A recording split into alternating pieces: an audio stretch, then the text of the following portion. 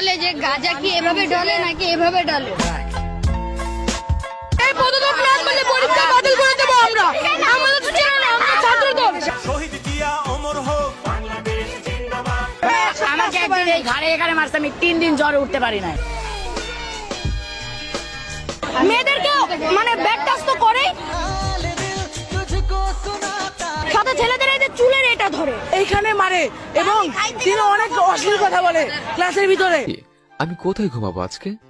না মানে আপনি তো আজকে তিনি বাংলা পড়ে তো এবং ছেলে এবং মেয়েদের দুজনকে পড়ে তো সে প্রত্যেক মানে তাদের স্টুডেন্টের মধ্যে একজন মেয়ের সাথে সে প্রেম করছে, দেন তার মার সাথে প্রেম পরে কে করছে এবং জঘন্যতম কারণ আমাদের সাথে মেয়েদের সাথে করতেছে আমাদের। এবং সে ঈদের পর আমাদের এই ক্যাম্পাসে জয়েন করছে এবং প্রত্যেকটা কথার মধ্যে সে হাদিসের কথা বলে। সে কোনোদিনও প্রত্যেকটা মেয়ে বলছে কোনোদিন হাদিসের কথা বলে না, কিন্তু আজকে সে এখানে সে হাদিসের কথা বলছে। আচ্ছা, এই পদত্যাগ যদি উনি না করে তাহলে কি করবে?